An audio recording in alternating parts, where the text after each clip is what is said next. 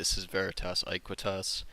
What I have on the screen is a declassified National Archives file containing the interrogation of Nazi intelligence general Walter Schellenberg. Schellenberg was the head of foreign intelligence for the Nazis. Before getting into this report, it's important to note that Schellenberg himself said this: "The SS had been organized by Himmler according to the principles of the Jesuit Order. The rules and service and spiritual exercises prescribed by Ignatius de Loyola constituted a model which Himmler strove carefully to copy. Absolute obedience was the supreme rule. Every order had to be executed without comment." And this is in Edmund Paris's book, The Vatican Against Europe, and he quotes that out of Le Chef du contre-espionnage Nazi parle. Right there. Schellenberg was also protected by Sir Stuart Menzies, who, according to the military intelligence writer John Loftus, ordered British troops to bring truckloads of Nazi treasure to the Vatican, and also according to Loftus, Menzies allowed Kim Philby to recruit ex-Nazis and escort them secretly through the Vatican to South America. And this is a quote by John Loftus out of his book, Secret War Against the Jews. It was Menzies who ordered British troops to help the Vatican truck the Nazi treasure into hiding. It was Menzies who gave Nazi intelligence chief Walter Schellenberg and other Nazi negotiators sanctuary in Britain after the war. Menzies also authorized Kim Philby to recruit ex-Nazis as agents and smuggle them through the Vatican to South America. Well, what is revealed by Schellenberg in his interrogation report is a fact proving the preeminent intelligence gathering of the Jesuit Order, specifically concerning Nazi intelligence. This is a vital detail that I don't believe has ever been revealed before in the anti-Jesuit, anti-Vatican movement. So on page 24, let me navigate to page 24.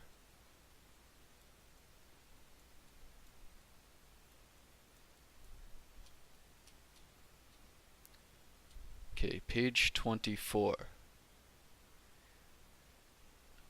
This gives the details of a Polish spy codenamed Konsewinks,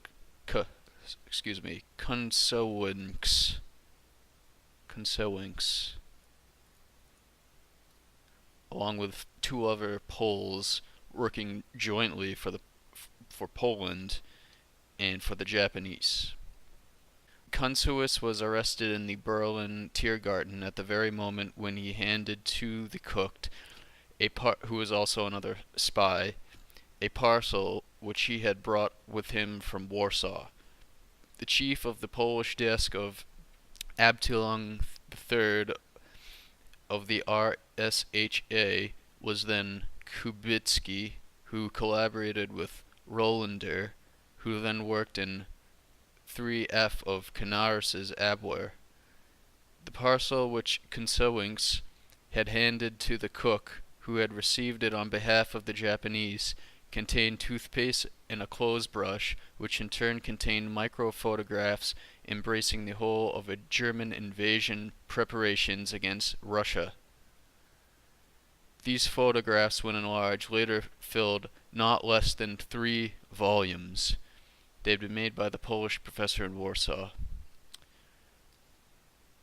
And if we scroll up, we see who this guy Konsewinks was answering to, who his masters were.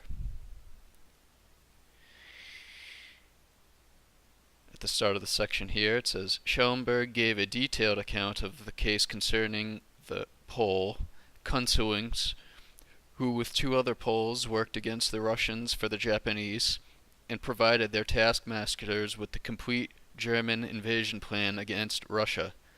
Konsewinks' lines led to the Polish Major Peter in Stockholm who worked for the Japanese military attaché there called Ondera, and to the Jesuit General Lidowski in Rome.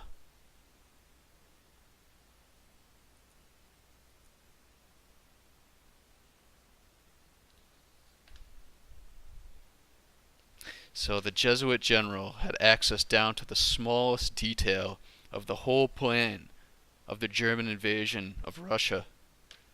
This was in 1941 when Kunzewinks was arrested, and the book Target Corinth Canal by Platon Alexandres shows that Schellenberg convinced Kunzewinks to work for German intelligence after his arrest. It says here, Schellenberg claimed to have convinced him to work for German intelligence in Russia and thereby saved his life, though he lost trace of him in 1945. But in my estimation, this Kunzewinks, since he was working for the Japanese, who were allied with the Nazis at the time, was already working for the Nazis, and his arrest was the result of lower level guys catching him who weren't privy to the plans to share this intelligence. And to drive that home, Gerald Posner, who's a best-selling New York Times author and a Pulitzer Prize nominee, he wrote in his books God's Bankers. He wrote in God's Bankers that this was a German spy. Let me get the exact quote for you here. Okay, this is on page 533 in the notes section of God's Bankers, citation 97. It says, quote, German intelligence managed to place an agent in Ledachowski's inner circle. See report of interrogation on Walter Schellenberg.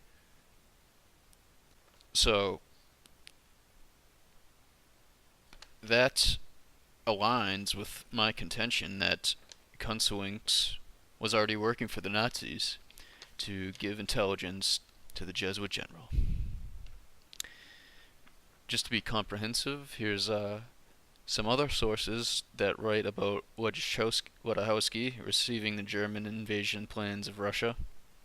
This is from Hitler's Last Chief of Foreign Intelligence by Reinhard R. Dories.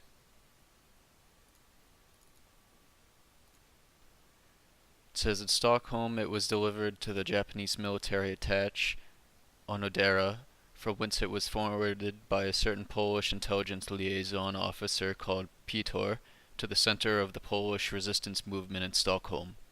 However, despite attempted investigations, the Germans never succeeded in finding out any details about this resistance center or about the subsequent uses to which this material was put.